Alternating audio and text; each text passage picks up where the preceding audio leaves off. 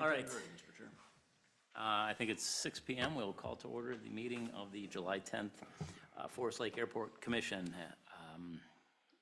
Mark, would you take the roll? Yes, Commissioner Lynch, Here. Commissioner Steeler, Here. Commissioner Munson, Here. Commissioner Bain. Yeah. And we will open the meeting with open forum. As always, if anyone wants to step to the mic and say whatever they want to say, it's open. We'll. Mr. Chair, I believe we have 2 members signed up, so Oh, we do have people signed up. go ahead. You're up on this. Thank you. Good evening. My name is Doug Ship, 9753 Howard Lake Drive, Forest Lake. I operate multiple aircraft from hangar number 9 at Forest Lake Airport.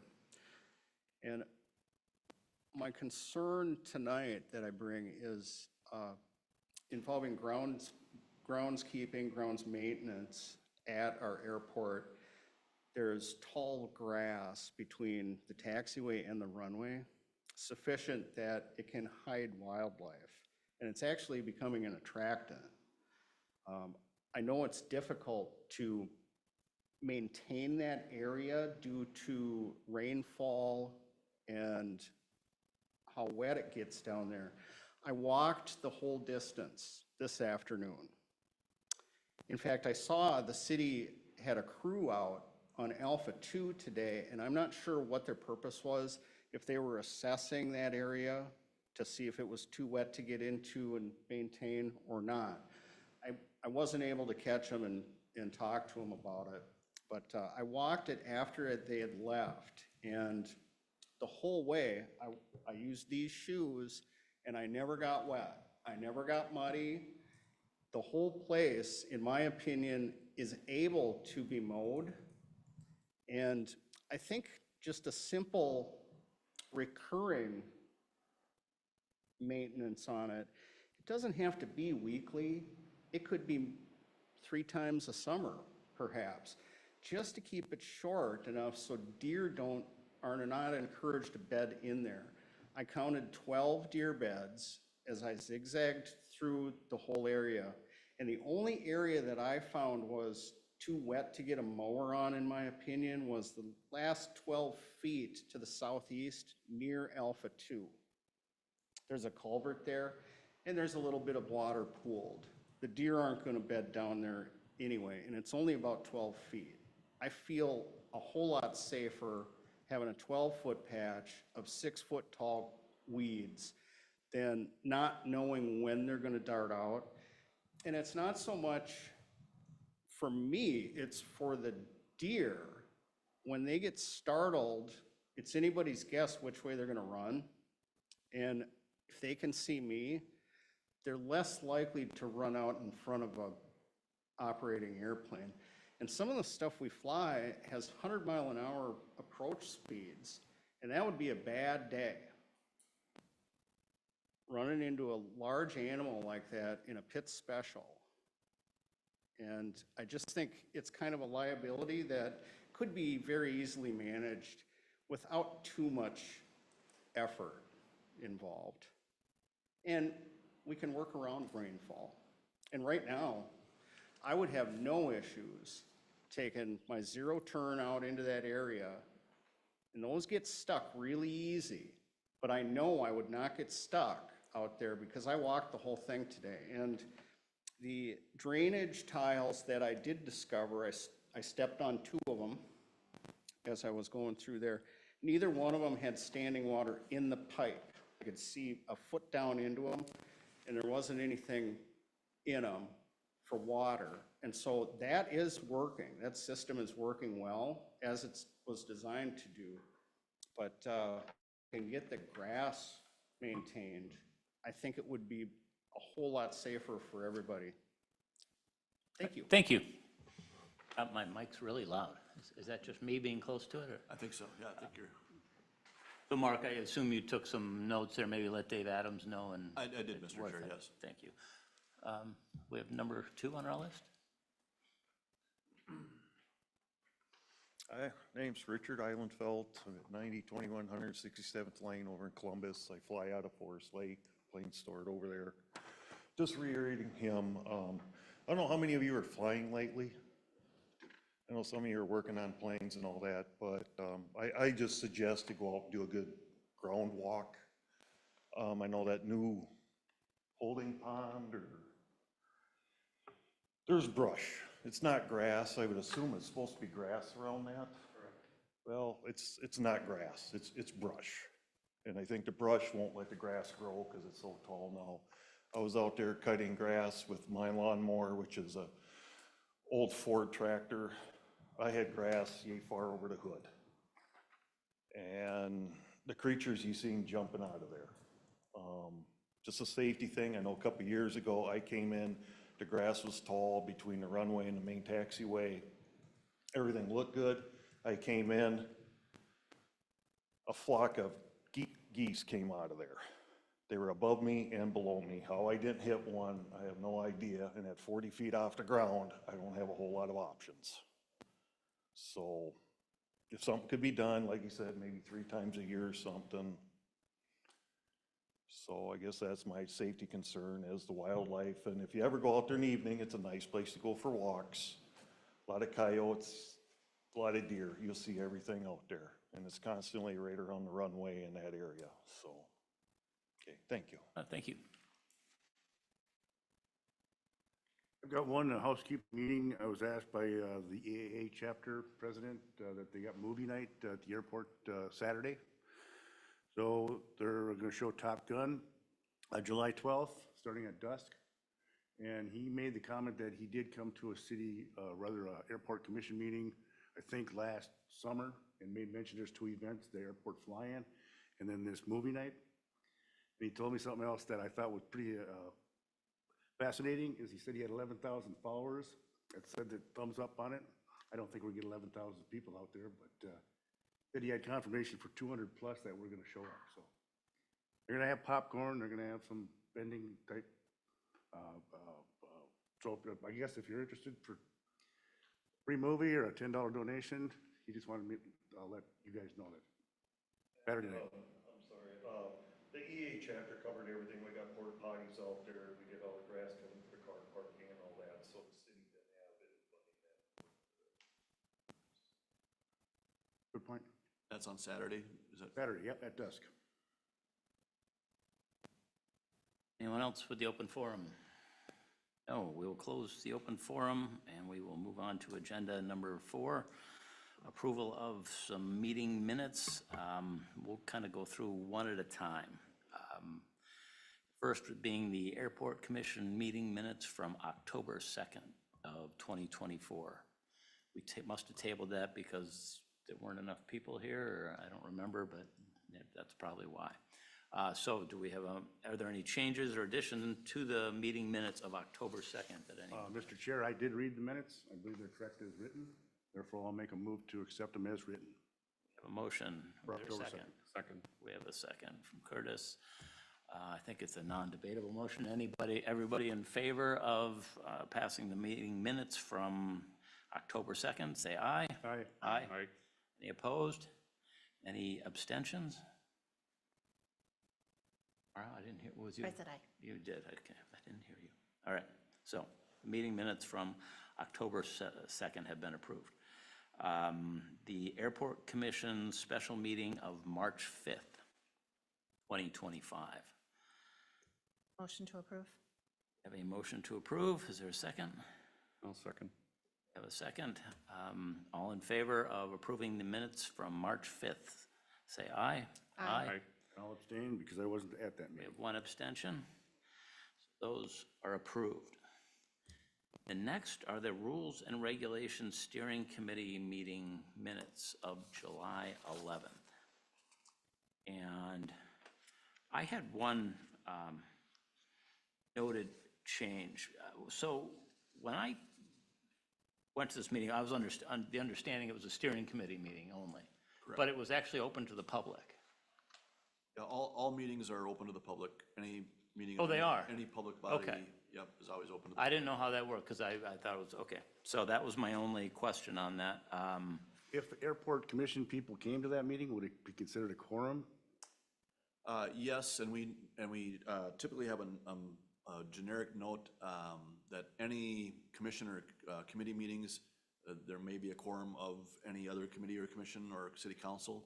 So we kind of pre-post that as a potential for a quorum. So it would be acceptable if I wish to attend as a. Yeah, Okay. yeah, we always appreciate a heads up, just so we can, in case we, you know, we can proactively post that as, if we don't have it already, but generally, I think we have that covered. Was it posted?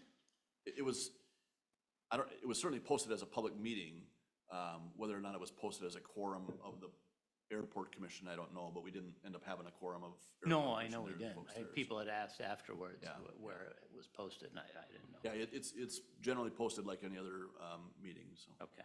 Is it recorded like every meeting? Not necessarily, no. There's no legal requirement to record it, but legal requirement to post it and have Okay. it be open to the public. Okay, anyway, and is there a motion to approve, and this would be by the steering committee members, a motion to approve the minutes from the June 11th steering committee meeting?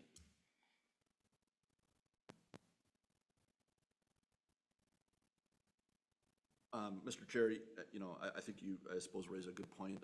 Generally, meeting minutes are approved by the body that was meeting. I put them in front of you to, you know, I suppose we could just not take action on them and have them as an FYI for this commission. Perhaps that's the Yeah, right maybe that's the course best. of action, because, yeah, okay, so let's just, we'll do that. So we'll pass on the approval of those minutes. Let's move on to regular agenda item number 5, yeah, election of officers. Mark, I'll let you. Yeah, Mr. Chair, last time we tabled this item, which we normally do at the first meeting of the year. We tabled it because we didn't have a full committee. Unfortunately, Mr. Chairman, or Commissioner Gellheimer was not available today either. I did speak with him on the phone today and asked him if he was interested in being any of those officers. He didn't express a particular interest. So it's up to you if you'd like to proceed with the election of the 3 officers, or if you want to table it again and continue on with the existing positions. And existing right now, chair, I think Curtis is vice chair, and do we have a secretary? That's a good question. And did I not don't know research that we, Well, who did the notes that we're reading today? We have a Because- we have a third-party minute taker that does those off. Is that an option for the secretary? Yeah, yes, and I think we're only electing a secretary, quite frankly, because the city code says we should. We don't, the duties of the secretary, I would have a tough time explaining what those are.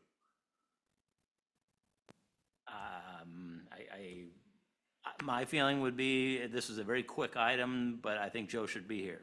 So I'd rather just table this till Joe's present, if that's okay. If nobody has any problem with that, we'll just table election of officers until we have a meeting where everyone is here. Regular agenda item B, review of fuel pricing policy. Yeah, Mr. Chair, I know we received some feedback from a number of people on the price of our fuel recently. And, you know, if you Google airport fuel prices, you can quickly see that we're, you know, $1, solid dollar or better above most folks. So I did some investigating, called around 6, 7 different airports around us, talked to our public works director who handles that. I actually ended up talking with our existing fuel supplier. Learned a lot about the recent goings on in the world of airport fuel. In summary, our existing fuel provider sort of got squeezed out of the market about 12 to 18 months ago. And I could go into detail about that, but it's here nor there. He's having to ship it from Chicago.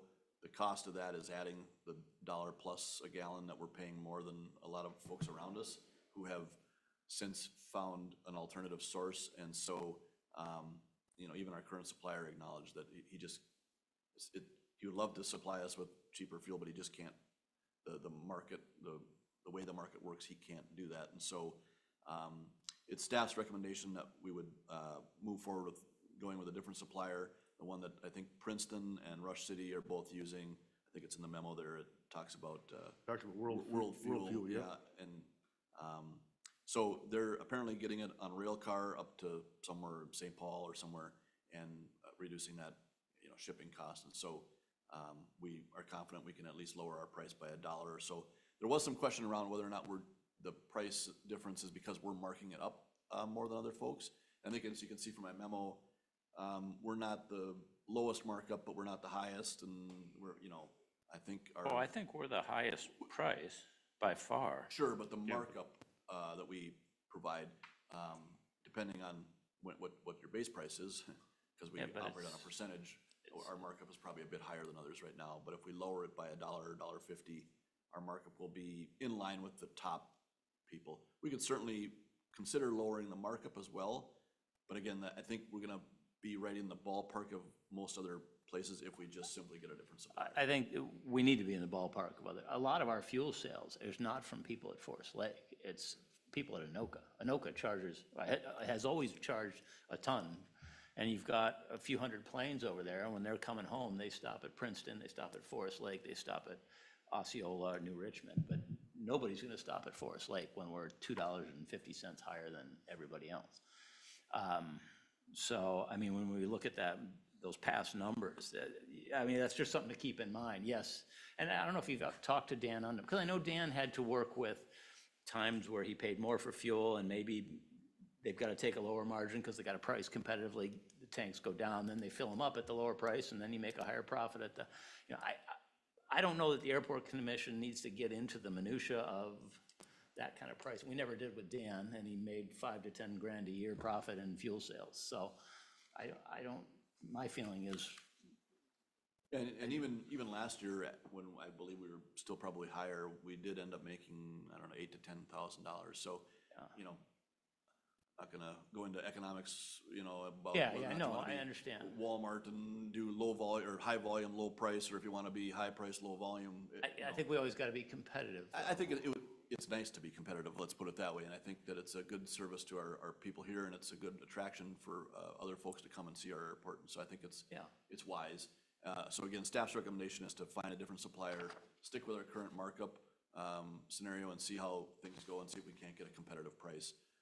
Unless this is a bit of an FYI, or that's why I said review of fuel price policy. I'm not necessarily asking for any action today. Okay. Unless the board felt strongly about our markup policy and then wanted to change that. I would leave that completely up to you. I mean, I kind of, as airport manager, I mean, I realize you got a lot on your plate now until we assign somebody as a specific airport manager, but that's kind of part of their job, and we've kind of got I won't say the bar is set at 8 to 10 grand a year profits, and it's certainly your first year, you're not familiar with this stuff at all, but after a year down the road, I kind of expect we get back to that level, that we are making that kind of money at our fuel pumps. Whatever you feel is in the best interest of the city in terms of both profits and bringing people to our airport, I think you always have to go back to a comprehensive plan of wanting to bring people to our city, and that's always the kind of the base of everything. And right now at $6.73, we're not bringing anybody here. So, okay, so we don't need to vote on anything or make any motions or Unless do any anything. members of the commission feel Nobody differently. feels strongly that we need to do anything. It's in the No, city administrator's hands. The thing they've done in the past with a fixed markup like that is we bought fuel cheap, and we just did the 23% or whatever that percentage was, then we would sell out really quick. Then you'd buy the next 10,000 gallons or whatever at the higher price, use the same markup, and we'd sit on that fuel forever. Every pilot out there, in my opinion, is gonna jump on an iPad app and find out where the cheapest fuel is and fly there. It's no different than when you drive your car home and you know what Love's is, you know what Holiday is, you're going to the cheapest one. So all the pilots know. So, okay, anything else on this subject? We'll move right on. Item C, review of land lease rate adjustment procedures. And Mr. Chair, this item is on your agenda, not because I intend to recommend that we change the land leases today. As many of you know, a number of our leases require that we only adjust the leases on the even years, and we do that in March. What I wanted to do is just sort of bring forward what I researched and found to be the past practices here, and I want to make sure that I understand as the new airport manager here, want to make sure I'm on the same page as the board here in terms of how we want to approach land leases so that we have a solid recommendation going to the council for that when it comes March of 2026. And so we're not scrambling at that point. So as I read through the memo that Christina put together in 2024, it was a bit unclear to me as to whether or not, the leases are clear that we examine the price in the March of the even year, but it wasn't clear if we then adjust that price for the July bill, or do we adjust it for the July next year bill? And that might be question one is, and I'll tell you what we did. Last year, we sent a bill out in July with the adjusted price from March of that year. So that's what I would intend to do going forward. I'll give you my thoughts, because I did read Christina's note. I was not at that meeting, so I wasn't involved with Christina in that, but I have been involved with Dan Undum in the previous even years. The CPI is the right index to index the price change to. I understand there's some discrepancy of whether it's an annual change and a 12-month change in CPI, or do it as a biennial change with a 24-month percentage change in the CPI. And I'm personally am fine with either one of those. It really doesn't make a difference. It's a matter of what's easier for the city. I think because Dan Undum would typically just come to the meeting on that even number year with the two numbers and the calculated percentage, and sometimes there was some disagreement over his calculations, so we'd sit here with our calculators and find out if we agree with his percentage, and if we did, that would pass in March, and that would apply to the July, or is that right, Mark? Yeah, that would apply to the July bill that got sent out to us. So personally, I don't care if the city wants to do it every year. If it's easier for the city to do it biennially every 2 years, and it's a 24-month CPI rate change, I don't have, it doesn't make a difference. I can't imagine it's gonna make. If you did it every year, you'd violate my contract, because it says it Yeah. has to be done on an even year.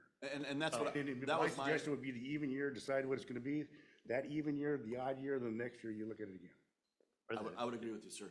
I think that's how I read the contracts. Okay. Some of the, not all the leases say that, but many of them do. And then, and I want to respect that. What I want to make sure we do is do that calculation right, and I feel like we didn't do it right last time. It wasn't done right. Right, and so, again, because we're setting it for 24 months, we really need to look at a 24-month. And we only looked at 12, exactly. Right, right, That's so we're really only getting half of what we should have gotten. The other thing you can do is just simply look back historically. That's the beauty of an index. It's not a percentage year by year, it's an index number like the Dow Jones Industrials. And so you can go back to any point in time, and we started our leases in 2008, 9, somewhere in there. You can go back to that point, come right up to the present time, and simply do the math on that and get to a spot. The rough numbers that I came up with was that we should be closer to 13 cents a square foot instead of, I think we're at 11.7. It doesn't amount to, I mean, it's less than $100 difference in your rent. But, so that's generally, I just wanted to get that out there in front of the commission. If that's what you calculate for what we would have done in March, Yeah, so what we that's should for the have- July bill. what we should have done, Then send that out with the July bill. Uh, And then, well, that would be, because now we're on an odd number year. Yeah, so this is what I'm telling you is I'm gonna do this in March of 2026, so about 8, Okay. 10 months from now, whatever it is. Yeah. This is my intent, is I will use the CPI to catch us up to the current time based on what we started at in 2008, 2009. And that would put us to around 13 cents obviously it'll be another year of data at that point, but should put us around 13 cents a square foot. And I think, what was it, around $900 $936 for the typical 7,200 square foot lease. Would be what the rate, quote unquote, should be, I would say. Okay. I guess, so that'll come up in March of Yep. 26. So if you can put all those numbers together really well when we have that meeting, so we can, and everybody will understand it. Yeah, that'll be good. And so I want to make an announcement to the public, the hangar owning public, is that your July bill will now, I wanted to have this meeting just in case there was any major discrepancies. I thought, the timing works out, let's just hold off on your bills. So we have not sent normally we would have sent your bills out a couple Right. weeks ago.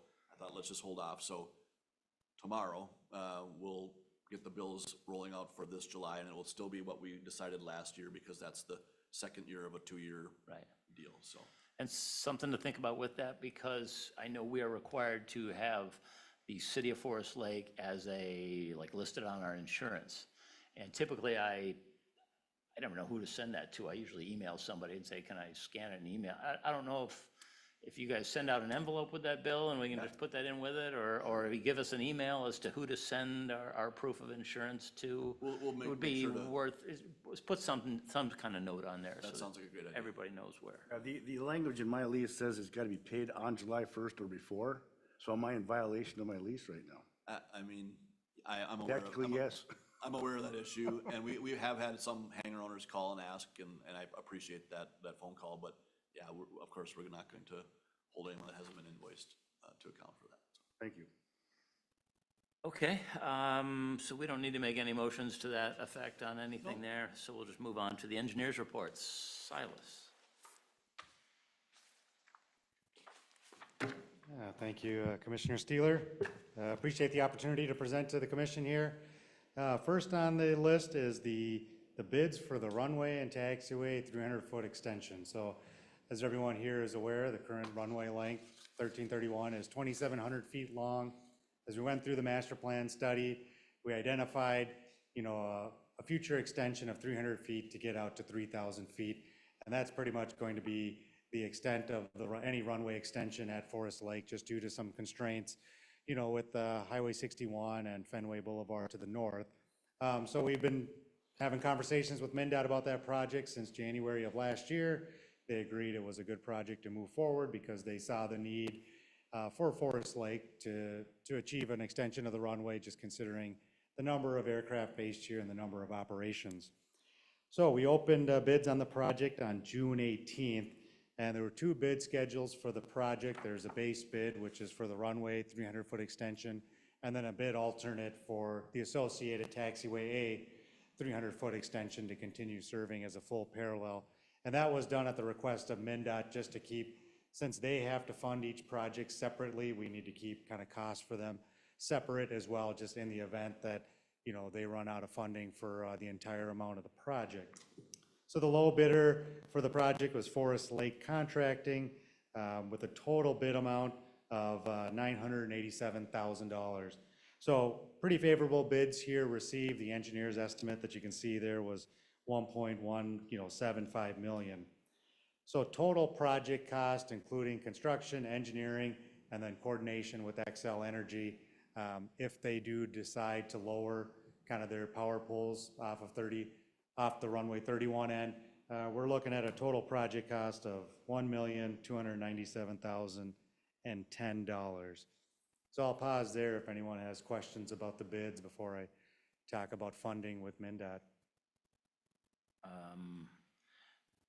Is it possible do you have the plans available to pull up on the screen when we get there? I will have a question on the plans when we get there that you and I had traded emails on. I just wanted to, if Mark has it available to pull up when you get there, but. Yeah, and I can verbally describe, because, some of the members of the public brought up, I think, a similar issue that Commissioner Steeler is trying to avoid, is that for the extension in between the runway and the taxiway, kind of in the infield area there, to meet the Rice Creek Watershed District stormwater retention requirements, there is going to be another infiltration kind of pond there. So Commissioner Steeler raised a good point, is, hey, we need to make sure this is, designed correctly so that you don't get standing water there. So as members of the public mentioned, the city is able to maintain. So I'm confident in the design that's put forth there, where there's drain tile in the bottom, and then there's also a culvert outlet, where in the event that you do get a heavy rainfall event where the drain tile is running at capacity, where it's not able to effectively and efficiently discharge the stormwater, there's a culvert that's about a foot above grade that will divert any drainage in the area there out to the west and into kind of the existing drainage network there. So I'm hopeful you can kind of get a picture from my explanation there, but Commissioner Steeler, if we are able to pull the plans up, I think that would. But my concern was a safety concern of an elevation change from the edge of the runway of 930 feet, 0.61, to the bottom of the pit of 923.1, a difference of 7.5 feet elevation. Correct, and the, That's what I was concerned about, the safety of an aircraft being on a runway and coming into land. And we've had pilots bring this issue before us before, right, Mara, of much lesser differences of 3 or 4 feet. And now we've got 7.5 feet. That was a bigger, I mean, the water issue and that's a concern too. But it's really that 7.5 foot. yeah, certainly. So the design does meet kind of FAA, you know, design criteria for grading off the edge of the runway. So the runway safety area width is 150 feet wide, so essentially 75 feet left or right. You can't have more than a 5% grade change. So the project is designed, so from the edge of pavement for an additional 37.5 feet, it's relatively flat, a 5% grade change.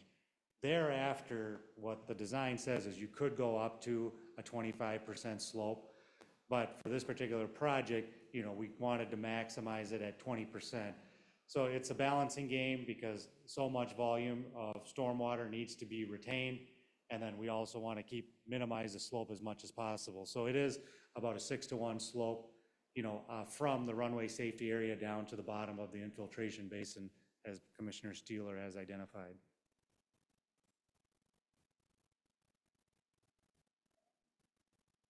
Oh, it's up. Oh, we have it up now? Yep. I think that's a different, I don't, but everybody Oh, else. I do. So that's a different page in the report, though. Well, is that in the same plans, what he's got up there? Yeah, that's just the project layout for the clear zone acquisition plan. It's the construction plans with, Yeah, so this was in today's packet, but the packet today did not include the PDF of the full drawings, but, anyway,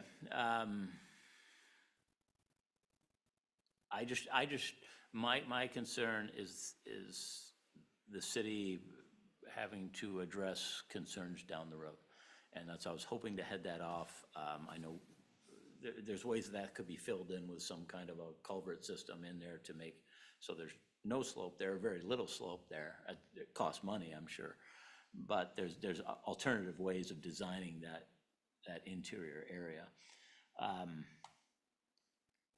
But if you're satisfied and if the city's satisfied, because, and Mara has experience in this, you can tell me, Mara, do you think the city's going to hear about it? You're expressing concerns that you've probably heard, yes. I wasn't prepared, I guess we're in the final, are we beyond the design phase? I'm a little, I guess I was expecting this to be more of like a final, like we're ready to accept bids. Because Yeah, I mean, the specs have gone to contractors with these current specs, so is there even any room to change and like make design consideration changes right now? there still is. I mean, we still don't have a construction contract with the contractor. And even in the event, construction hasn't started yet. So if there are any requested revisions, you know, we can certainly review those and see if there are any options to address any of the airport commission's concerns. For those concerns, what are options for?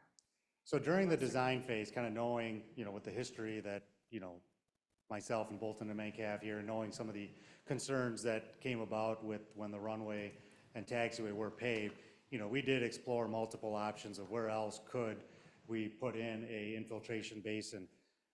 Now, unfortunately, you don't want to put it off of the approach of a runway, because that has to be graded to a certain standards as well for safety in the event of aircraft landing short or sliding off the runway. So we couldn't put it there.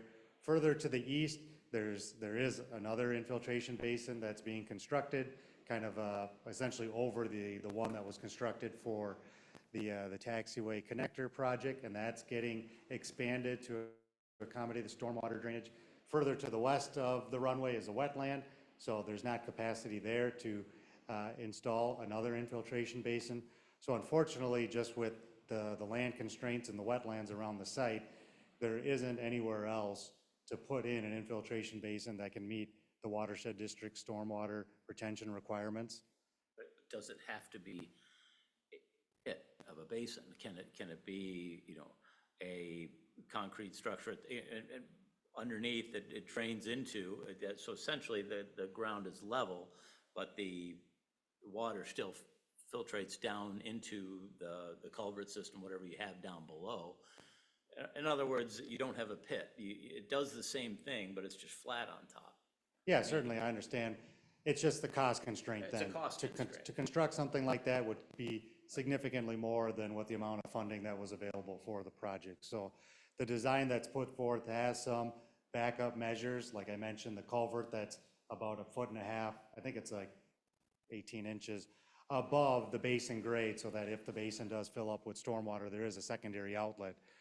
So, but I don't think that's the concern that the commission has, it's just the grades, but the grades do meet, FAA airport design standards. There is, I know it's only 37.5 feet, but the safety area width here for the category of runway is 150 feet wide, and I can assure you that those grades will I be. think that's the important thing to put in the minutes, is that per Silas, it meets the FAA guidelines. The slopes meet the guidelines in the event it's raised in the future.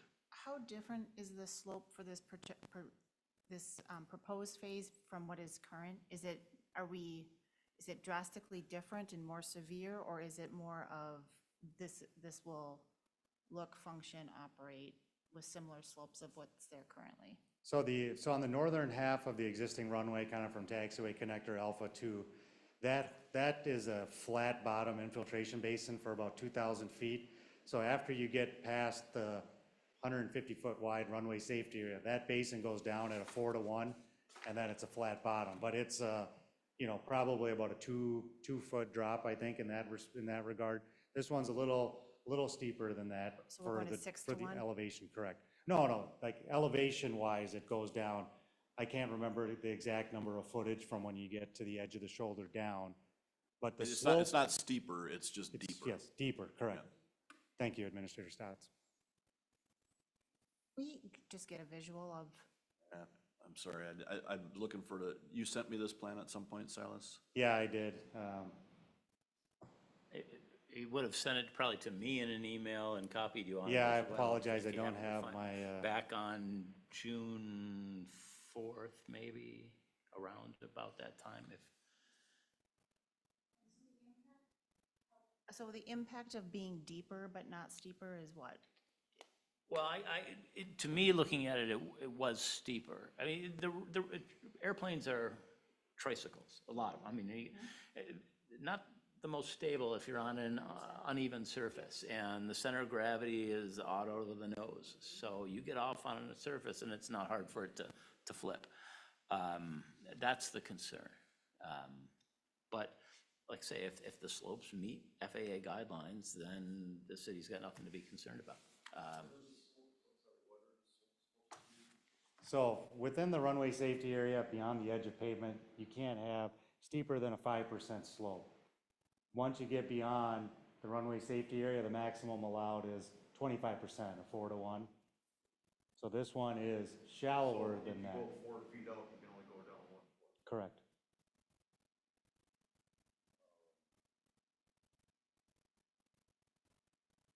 Have you walked the airport out there? Yes.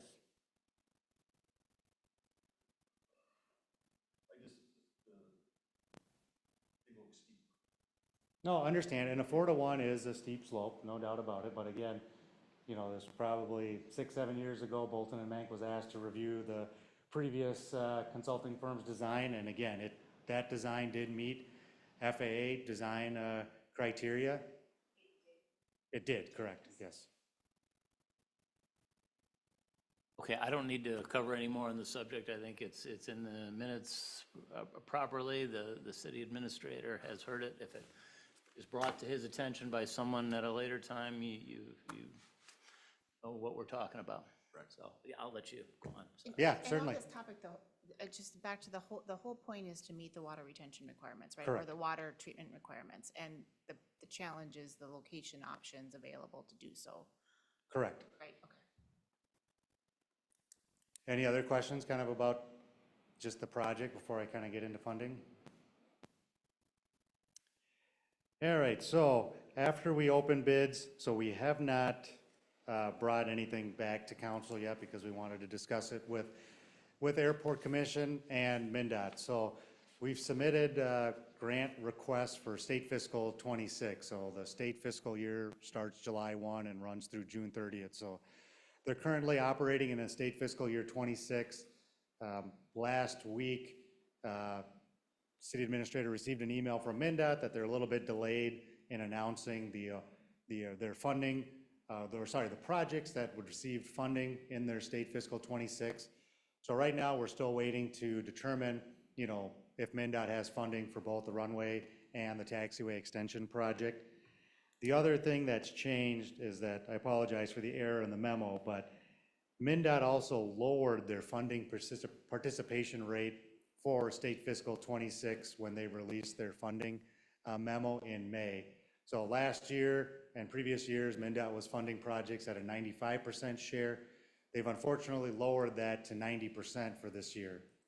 But where that complicates things is that City Council last year, budgeted $70,000 for this project, assuming a 5% local share for a $1.4 million project. Well, right now with the local share doubling, even though bids did come in a little less than expected, the local share required for this project is $129,701. So I think the discussion that I've had with the city administrator is, well, let's see, which projects MnDOT has funding for, and then have that discussion with council, whether they can find, the additional funding to cover the project. But if everything goes forward, we're anticipating construction probably starting right after Labor Day, with construction being completed in November.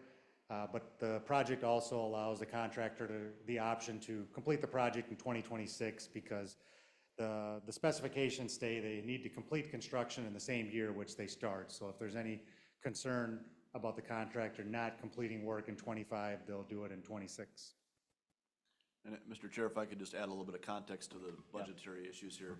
So again, as Silas mentioned, we had planned for a $70,000 cost here.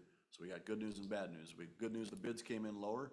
So 1.4 is now 1.29 or so.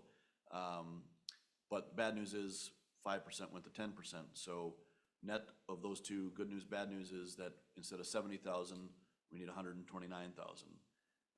The airport fund does not have $129,000 in it. It has 85,000 or so. So we would be in the red in the airport fund if we were to do this project and pay our share this year.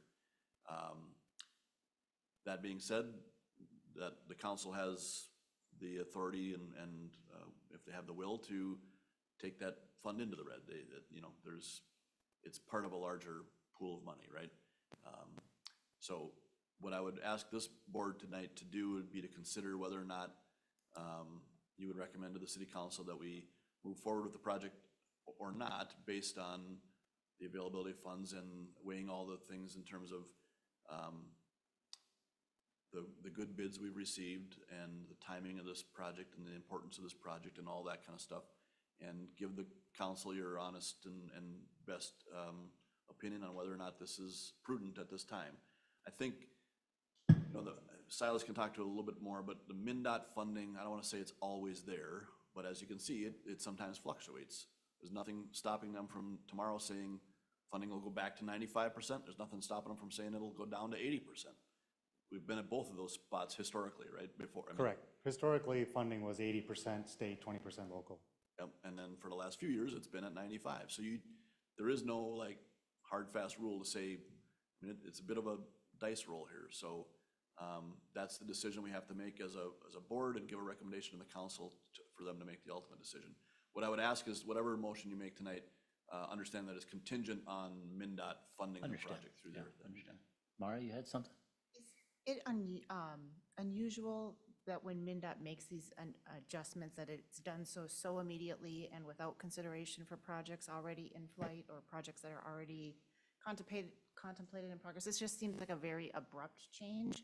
Was there some explanation on why the adjustment? And I just want to make sure there's not some consideration for projects that are in process. Yeah, I had a lengthy discussion with the MnDOT Aeronautics Director, Ryan Gog, about how essentially city government works and that a change like this is going to be significant, not just for Forest Lake, but a number of the other state-only airports, because city councils have to follow a process with which to determine the levy, with which to say, hey, parks, streets, maintenance, everything gets so much funds. And now, you know, in May of the same year, you're just making this significant of a change. And the response I got was, yes, we understand the ripple effects that this might lead to, but there's 136 airports in the entire system that we need to be cognizant of. Their funding, unfortunately, hasn't gone up very much from, you know, the state, entire Congress. So they're trying to fund as many projects as they can. And one of the ways of doing that was to lower the funding percentage for state-only airports. So yes, they're aware of it. Yes, I've had conversations with them, but unfortunately, it did not, you know, move the needle for them to make adjustments to the funding rates. But the other good thing, I guess, there is that it is state fiscal 26 funding, which does cycle over 2 calendar years. So, you know, there is also some options there. But I think as my discussions with city administrator have been is, you know, really the council can't make decisions until they know how much funding MnDOT has for the project. And then you can start reacting and figure out, okay, do you need to get creative in finding the local share? So unfortunately, we believe we'd have that information for this meeting, but for sure for the next meeting in August, we anticipate to know, you know, if MnDOT has funding for the entire project or possibly just the runway extension. I'd be interested from the commissioners of their thoughts on, you know, the urgency, the need, the demand for the full project. And I know it's a safety thing. I mean, by adding 300 feet, you create an element of safety. You reduce the noise when aircraft are taking off to the north because they have that extra 300 feet to start from. But is it something that's absolutely and definitely needed right now? That's a questionable one. And if the additional cost is, we're looking at $50,000 more than what was originally planned. Yeah, I'd like to see the project done, but not at the expense of something in the city that is perhaps more valuable to the city in terms of you know, bringing business and what have you in, if it means putting this off for setting it back in the calendar for the next time. So that's my own thought. I'm interested in what the other commissioners think.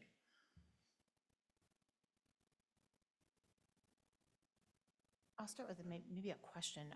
So I know there's a lot of projects planned and anticipated as part of the airport layout plan. And this was presumably selected for a number of reasons. Are there other projects kind of in the hopper that would maybe be smaller in size, that maybe it makes sense to do a couple of other things instead and to switch out? It's been a while since I've looked at that airport layout plan, so, you know, right now to know off the top of my head, would we do this instead? I don't know what those options are, but it seems like if this project was sequenced because it was significant safety concern or significant, like the broad support, yes, we absolutely need to get this done, then I think that's a difference than if there's other projects that maybe would be smaller in size and maybe as welcome to users of the airport. And we submitted like 4 projects, right, to MnDOT, and they did, I don't remember seeing it, did they reject the others, and the only ones that were approved at the 90% rate was the runway extension and was this?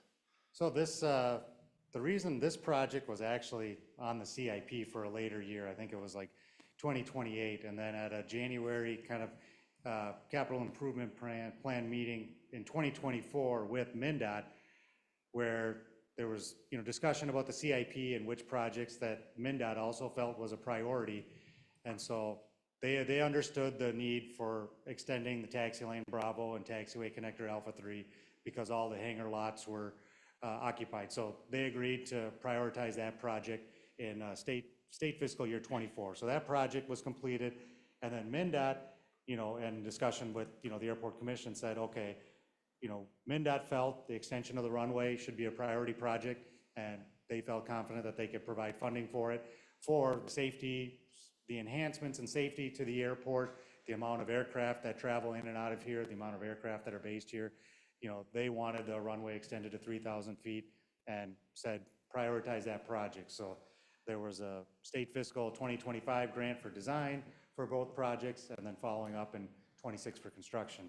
So I know this is a long way to answer your question, Commissioner Bain, but I don't want to sound like I'm advocating just to move forward with the project, but my concern here is if MinDOT appropriates funding for the runway extension and ultimately Forest Lake turns down the funds, I think then Forest Lake is going to be limited to funding in the future until they complete the project. Well, the way I look at it, if we don't ask for the council's approval, we're not going to get it, period. So I think we just make a motion to ask for the council's approval for the $129,701 for the project, the 300-foot extension. Okay, we have a motion to make a recommendation to the city council. Is there a second? I'll second it. We'll make that motion, we'll leave it to the city council.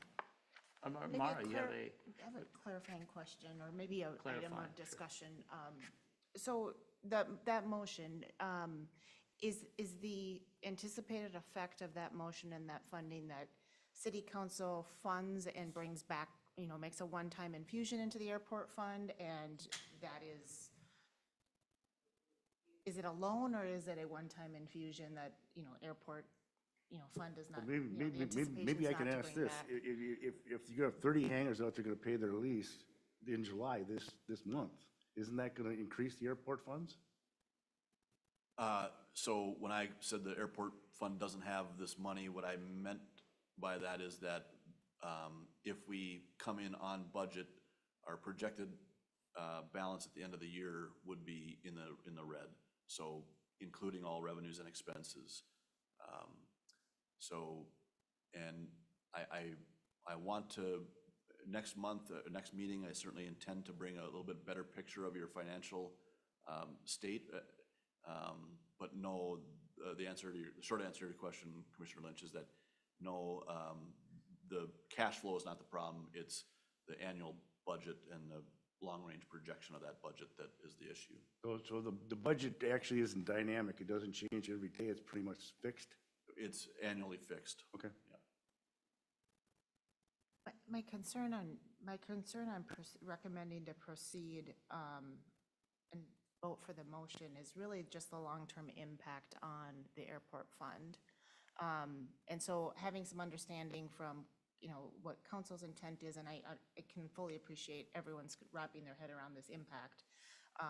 But if this is long-term going to put the airport fund in the red without, and conceivably having to, take several years to build out of that, I'm not sure that this is the project and that we should do that for. And there's a lot of other opportunities also on the plate. So I just want to make sure we've got some, available capital to react to, future projects. that and we the, might want and to the city council can reach that conclusion. The one thing about this that Silas can take to, if MinDOT's gonna say, oh, you guys didn't take the money, we're gonna cut you short next time, he can come and say, well, the airport commission was in favor of it, and the city wanted to do it, but the funding got cut from 95 down to 90, and that changed the whole dynamic of the situation. At least it takes away MinDOT's argument of cutting us out next time, in my mind, anyway. Is there room to kind of understand some longer-term September implications? is coming up pretty quick if that's the start date. So the bids were held for 90 days from June 18th. So realistically, until, mid-September, you do have some flexibility of time here. And that's not to say, if there's still more time is needed, we can certainly talk to the contractor about a bid extension. But, understanding, all the information's not there about funding from MinDOT, funding from the local side. My understanding in conversations with Administrator Stotts was at least Airport Commission, makes a recommendation, so that part is ready to go to council, either at the second meeting here in July or the first meeting in August to make forth the recommendation of whether to award the entire amount of the project or a certain portion of it to the low bidder. Mr. Chair, just looking at the calendar, your next meeting is August 6th. We could certainly table to that meeting if you wished, and that would maybe a quick turnaround, but I think if we plan it correctly, we could have that in front of the council at their August 11 meeting, right? Second and fourth Mondays. So And what August 11. additional information would we have by that time? I mean, a little bit better picture of your, I don't have your full budget picture in front of you. Maybe perhaps that would be helpful. I assume we would know by then if MinDOT has approved the plan, Yes, the project correct. also? Yes. Okay. That's probably the right course of action then. If you think it can be turned around that quickly on after the 6th, then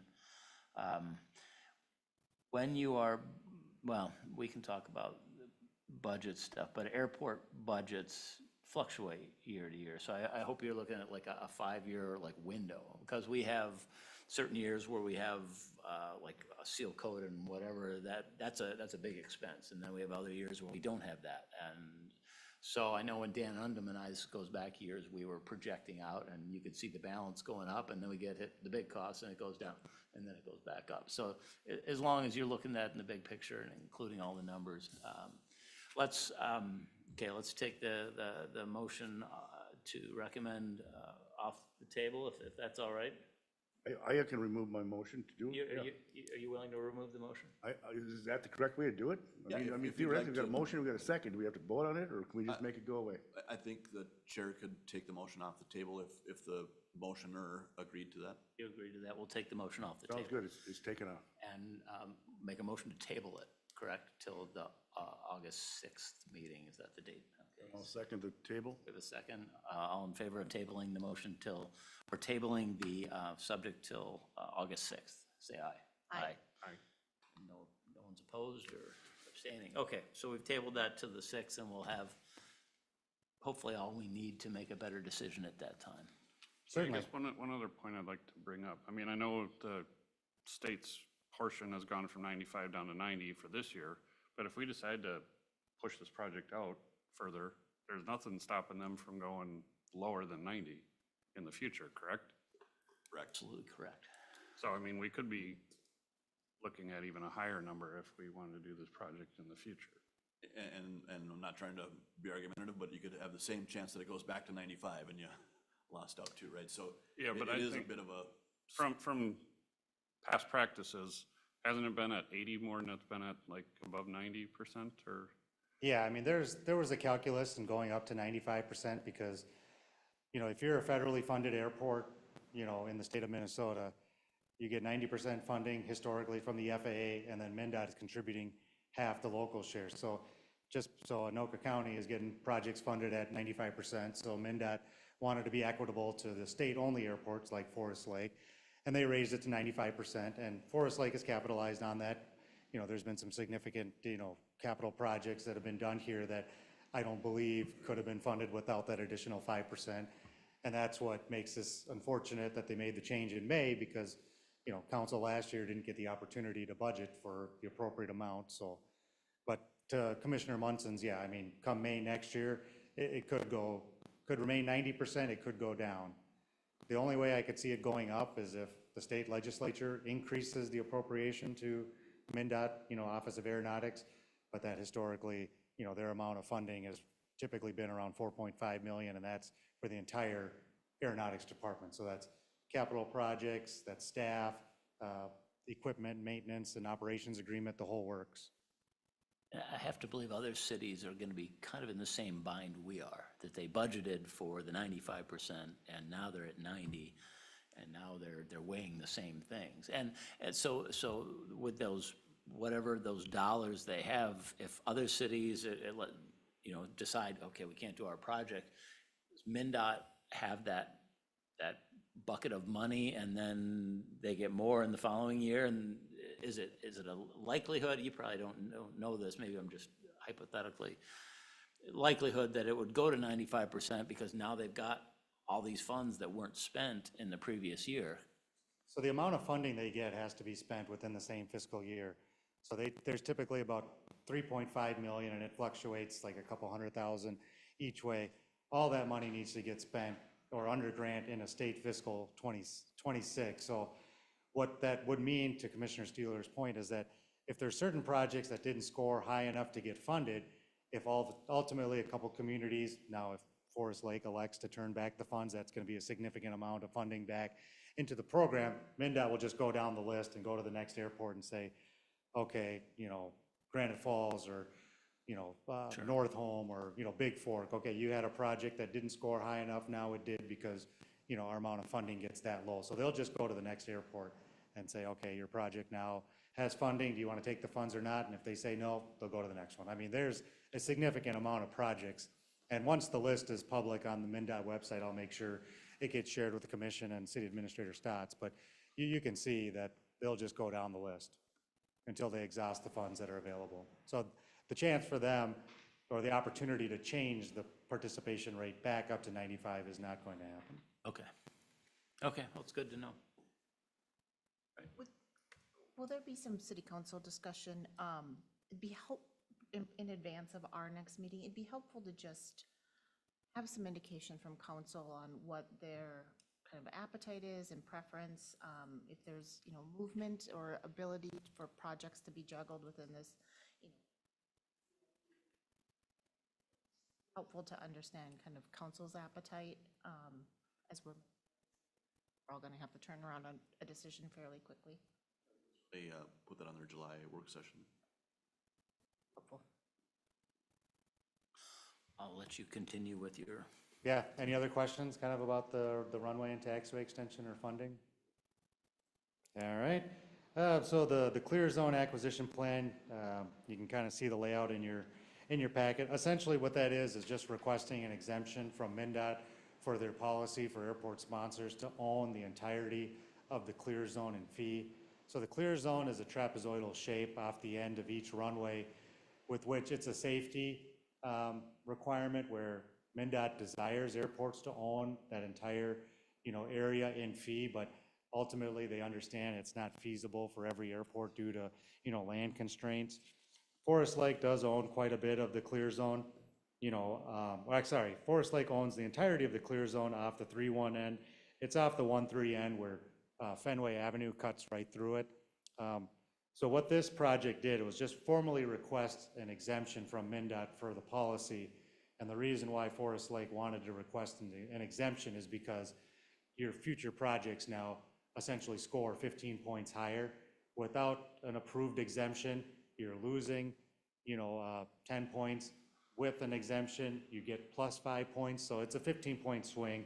So we've submitted the CZAP, request to MnDOT on May 9th, and we're just waiting for them to either review and comment or review and approve. So that's what that project was about. On to kind of airport rules and regulations. So Bolton and Mank was hired by the city to kind of help develop an updated kind of rules and regulations for the airport there to update the existing version that exists. Essentially what the intent for council was just to make sure everybody's operating on a level playing field out there, whether you're a commercial business, private operator out there, just making sure everyone has the same rules and regulations to follow.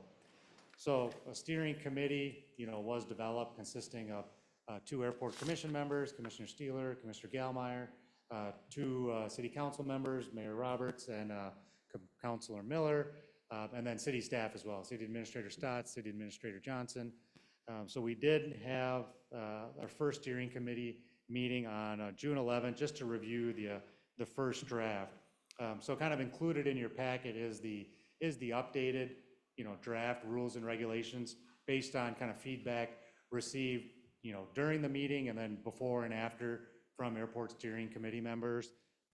At the meeting, kind of some of the primary discussions about just clarifying what aeronautical use is at the airport, just making sure that it's clear what constitutes aeronautical use for, folks that own their own private hangars in terms of what that means. And what the FAA definition is as long as you have an aircraft that's operable or you're working towards making that aircraft operable, you can do whatever else you want other than, operate a business, but you can use that space in your hangar for anything else. So just kind of having some of those discussions with the steering committee about, well, this is what the FAA says, but since Forest Lake is not a federally funded airport, you do have some ability to either deviate from that or make some modifications. And the steering committee did like the context of aircraft first, and then you can use the space for storage or whatever else be.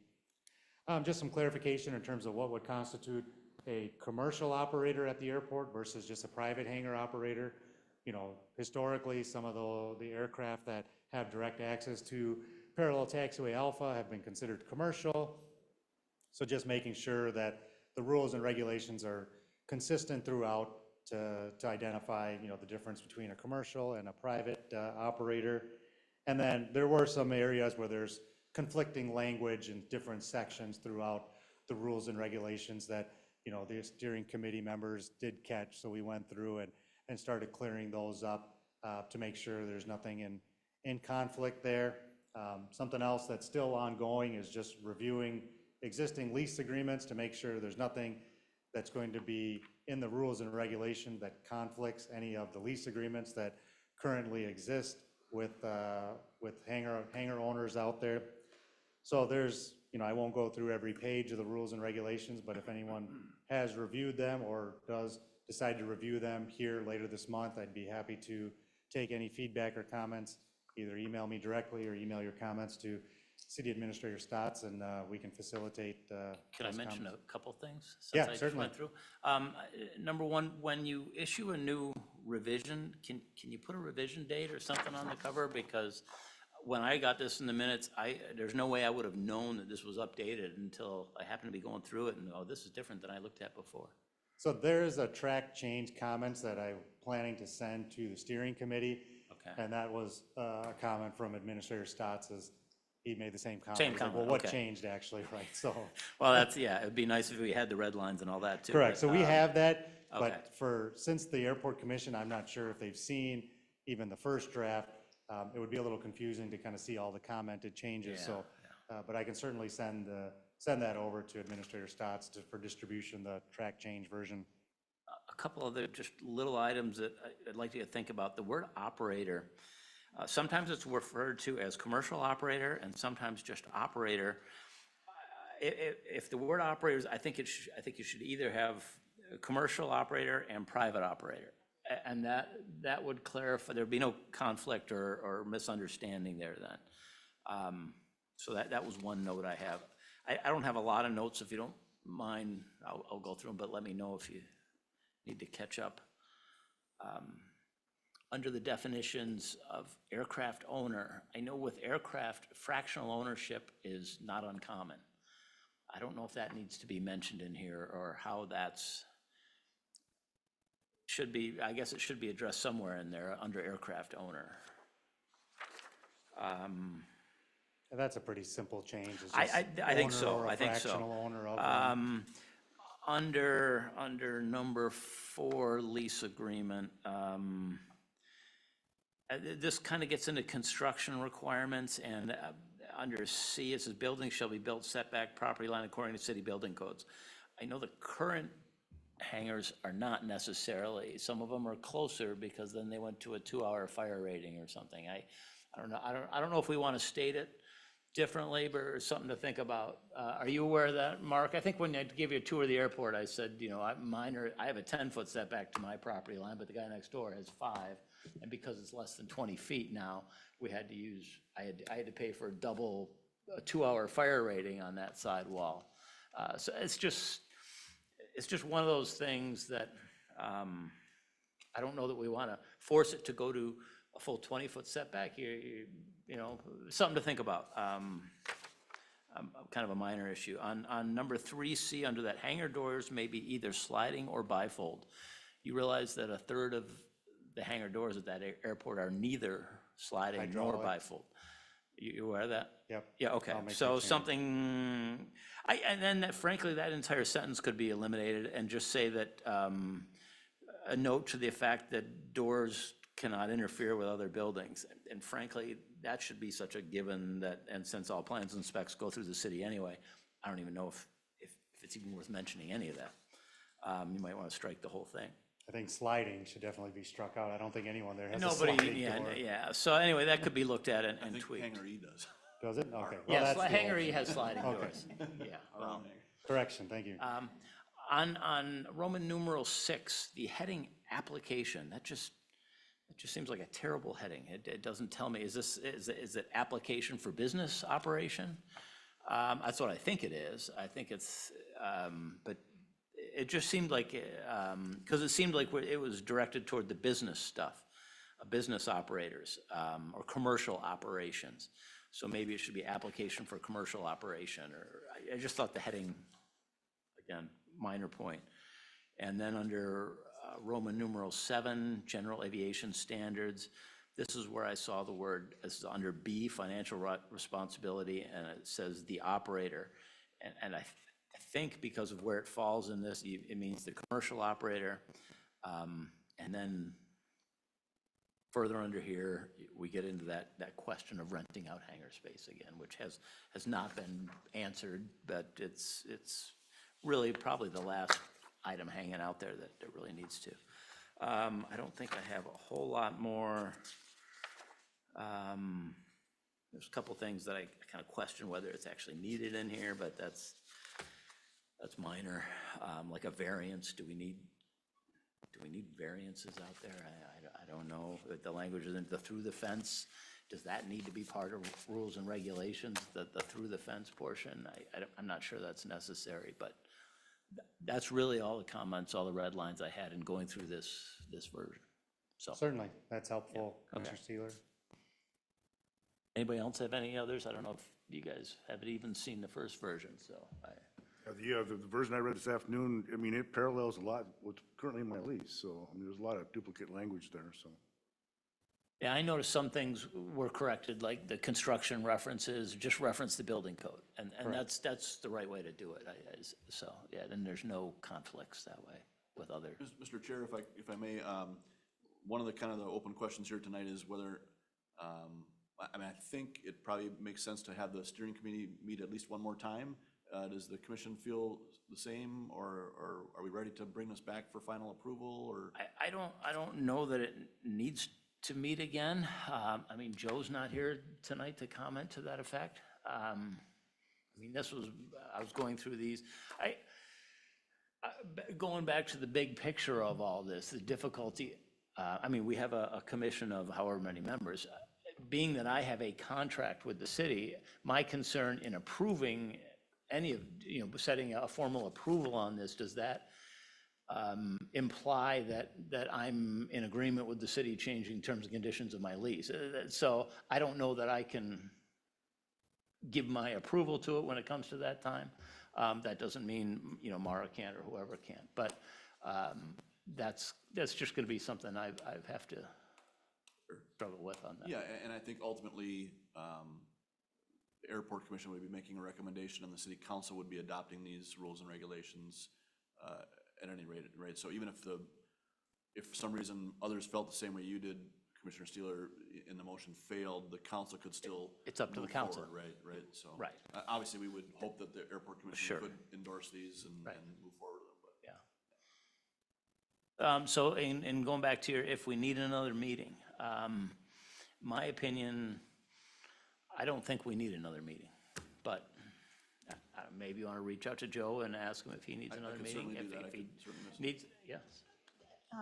Do you have a sense on how distributed these have been to No. airport community and so have people? I don't, well, had an because I just opportunity to- noticed today the differences here. Okay. I actually think this would be good to distribute out, or maybe make the tweaks that I just mentioned to you and distribute out to hangar owners to review and get their comments, because they're the ones who have individual contracts with the city. I And think it'd be helpful to have some level of public comment period, or get the draft distributed Yes. and circulated, and certainly have an opportunity for the subgroup to meet again in reaction to those. And if it's, feedback is, minimal and not necessary to meet, it'd be helpful for that working group to yes, address some of those topics right before it comes to this group. I like that idea, Commissioner Bain. I think we could, I'll just say, distribute it more widely, hangar owners and other folks, and then if we get almost no feedback, then, and I reach out to Commissioner Gallmeyer and don't get a lot, then maybe we won't meet. If we end up with a fair amount of comments, then we'll convene the committee and move Yeah. from there. Yeah, that sounds good. Did anyone else have any other comments? I had a couple of notes but I didn't want to jump in Yeah. front of anyone else. So I agree with the chair's feedback specific around being specific if it's a commercial provision or a private provision, especially in that section that's around the application. I think that's intended to be more of a commercial provision, and so let's just call it that. It felt like if we're putting together guidelines, and maybe these are covered elsewhere and airport users just know this, but the emergency provisions just felt a little light. Essentially notify the airport manager, and that whoever caused an accident will be, responsible for property damage. I think there's potentially other language that should be included there in the event of an accident. But maybe that's already known by airport users and maybe it would be redundant. It just felt a little light as I was reviewing through. The enforcement section, which is section 11,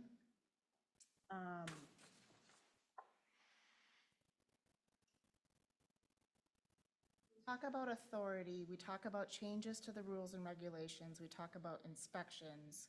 But I believe when we're talking about enforcement, do we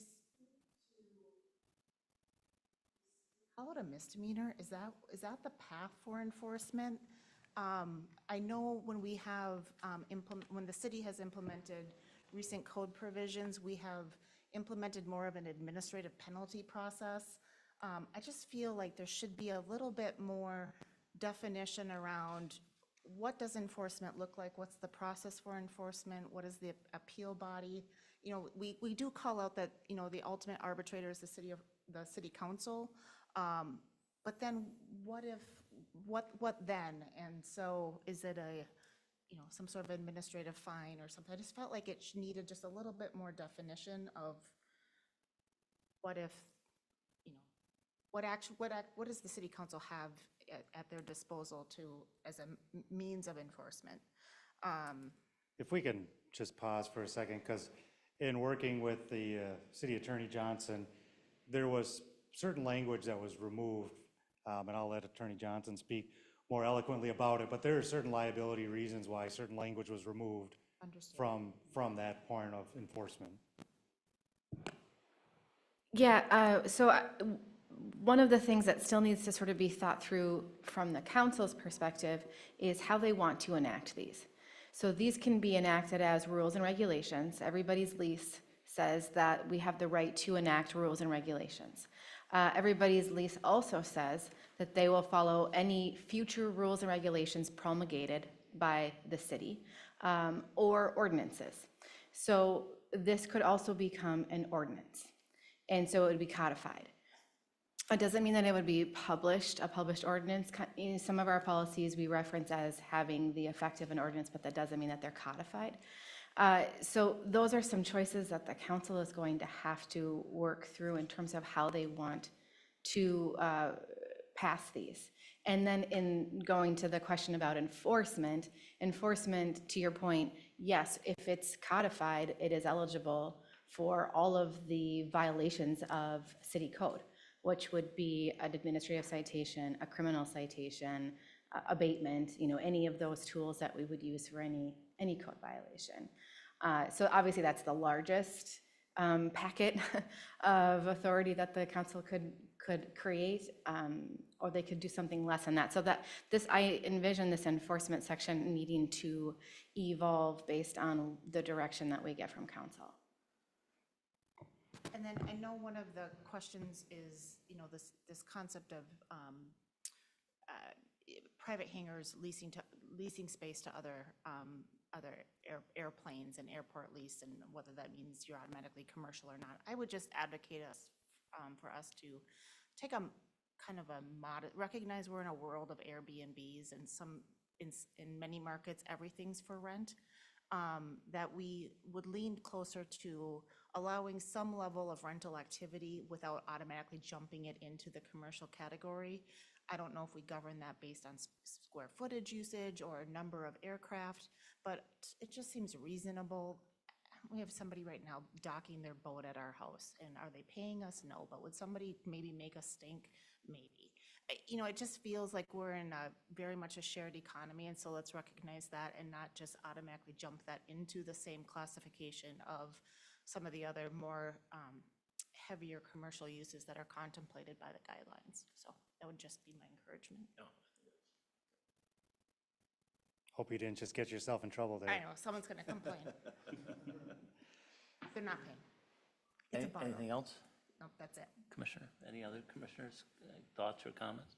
No, I think it's great if we can get this out to all the hangar owners. Maybe it goes out with the July bill, maybe there's just an email or a site that they can go to and download it themselves, whatever, but I think that's great. And whether we have a special meeting with comments or they just email in comments, and we figure out from there how we want to handle it, so. Yeah. I will add, though, if this does go out for public comment and eventually does become an ordinance, it kind of changes the process with which this does move forward. Then it has to be, you know, advertised publicly, you know, in a couple sources, put out on the streets for, you know, 30-period minimum time frame. So depending upon which direction, you know, council wants this to go, it would change the process with which we need to follow for a public comment period, because, you know, I'm not sure the specifics of it, maybe Attorney Johnson knows, but you can't just, if you're sending it out for public comment, it can't just be airport patrons. It has to be everybody that's interested in it has to have the opportunity to comment, so. Okay. I mean, leave that to. The one thing I kind of read in there, I understand there's legal terms in here, and I'm not a lawyer, but when it says like an operator has to have a written contract with the city to operate at the Forest Lake Airport, I mean, if you were a pilot, he or she coming out of Anoka and coming up here to buy fuel, is he or she an operator? Yeah, there was some of that language was corrected, and I'll comb through it again because Commissioner Steeler had that same comment. He's like, so anybody that lands or takes off here that isn't a private We have hangar no owner, control so. who comes out of the sky and chooses to land there, so. Yeah, that's not the intent, because it's a public airport available for anybody to take off or land. So if it is in there, Commissioner Lynch will make sure we get it cleared up. Appreciate that. That's not the intent. All right, we can move on to the north hangar lots layout. Yeah, so included in your packet is kind of the lot layout for, you know, prospective, you know, 4 hangars there, kind of with the taxi lane Bravo extension. So I apologize if I got this wrong, but I didn't believe this layout was approved by the Airport Commission at the last meeting. Maybe Administrator Stotts can clarify that. I think one of the reasons we wanted to bring it back to you is that I think there may have been some approval of it. What I don't think we made clear is whether or not we wanted it to be specifically designated commercial lots, so that we are not going to allow someone to operate as a non-commercial use in these spaces. We currently have 3 hangars that are commercial that are held by a person and just used as a private hangar. So in my opinion, these 4 lots should be commercial, and if somebody chooses to lease under the commercial lease and just chooses to put their aircraft in there and not operate a business out of it, then in the future, you'll have the ability to turn it into a commercial property. I mean, I don't think it's public right now, but we just learned that the one big commercial hangar out there's got a new tenant. And I think that's gonna do well because that tenant's gonna keep that space occupied. Now we got 4 more that we can add to it. But there are 3, to my knowledge, and I could be wrong, that have commercial rates, 2, 3, and 4, something like that, that pretty much just private hangar. So it'd be my recommendation to make those 4 commercial. And I would agree with that they should be commercial. And ideally, we could find commercial tenants. The difficulty is when our airport only has 27 hangars, you know, you're not gonna get a repair shop that's gonna move into an airport that only has 27 hangars. If we had all 100 hangars out there with, you know, 150 aircraft, that's a whole different story. So it becomes a matter of, yeah, how quickly we wanna try and get those developed and who we can get in there to develop those lots. Would you be opposed to designating them as commercial but allowing a private individual to be in as long as they're? That would be Yeah, my that's what, recommendation. that's what Mark was saying, they're paying the higher And are you rent. okay with that too? Yeah. They Oh, I'm build sorry, to I commercial, can't answer they for build him. to commercial He's standard. not That's- answering for me, I'm not, we got 4 lots there, so I'm not opposed to it, it's just that, okay, let's say hypothetically, all 4 of those lease out because the demand for hangar lots is That's pretty right. good, and all of a sudden you got 4 private hangar owners, and now we can't put a business, a repair shop, a flight school there. So I think with the commercial lots, the way I read the guidelines is that the city's gonna review the commercial operation pretty closely anyways. So they could, you know, perhaps if the first 2, you know, they lease out, you know, at a commercial rate and it's a private hangar owner in there, then they get a little more restrictive on 3 and 4. You know, it's kind of left at the city's discretion then. So I'm not opposed to that, I but. think, Mr. Chair, as I'm, wonderful points that you're all making, I think perhaps we should come back to you with maybe some proposed lease language that would restrict whether or not, you know, the types of operations. Do you not want to have a 4th lease? Well, fair point, fair point. I'm not trying to be, but cruel here, but that we're in trouble right now because we got 3. Sure. Maybe what I'm saying is I probably need to review the existing leases we have to see how they address that issue of I've never read the commercial lease. Yeah, I've never read it either. So I think in my head, what I'm thinking about is, I wanted to bring this back to you to say that, have the commission endorse the idea that these would be commercial, so that we don't get people who lease there thinking that there's gonna be non-commercial uses around them. And the idea that you could allow a non-commercial use there, but as long as they sort of understand the idea that could be a noisy operation next to them, perhaps that's. And they're paying higher And they're paying ground a lease commercial rent. rate, you know, maybe that's allowable.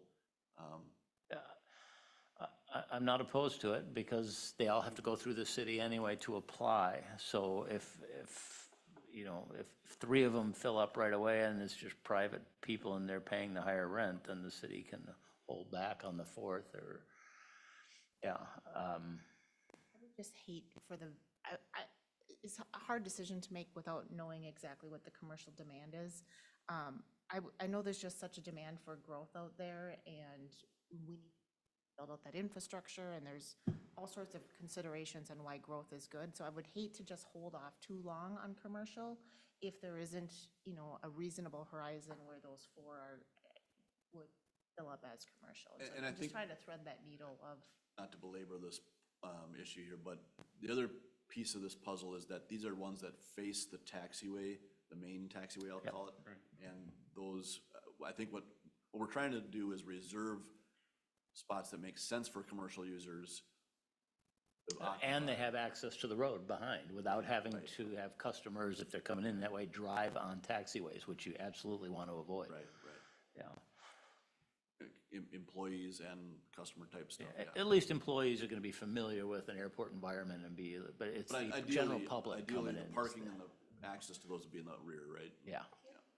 Maybe the other point too to make on this is, if there is some consideration on reserving for commercial, this body and council can always change our mind and move to a more private use if that doesn't get filled up.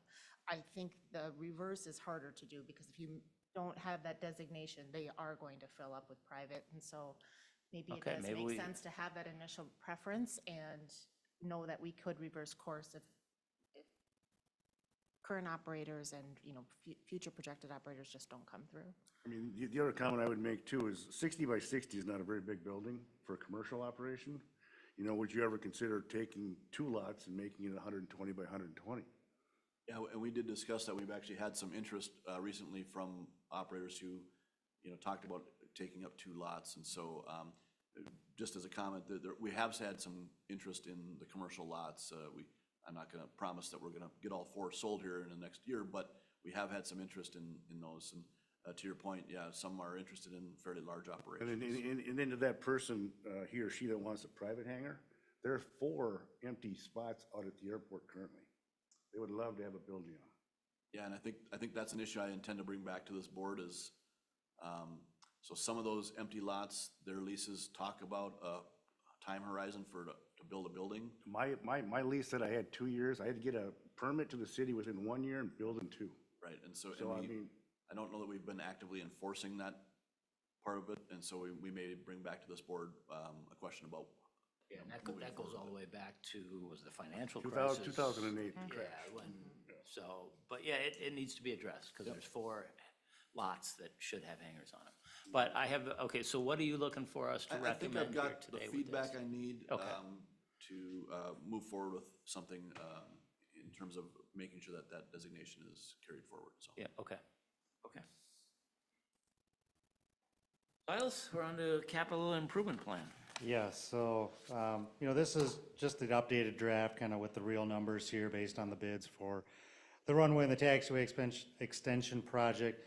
We also did put in a request to MnDOT for completion of the apron expansion project. Half of it was done. There's still the other half, 200 foot by 80.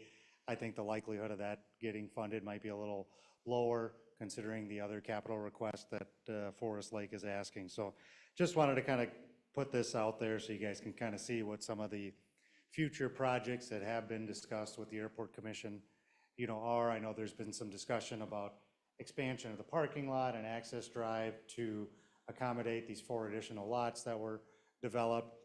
But we do have some time until we got to have this revised and back to MnDOT, which is typically, about February 1st of next year. But just wanted to show it here and that there will be some updates made for the next meeting pending what MnDOT decides with funding for state fiscal year 26 here.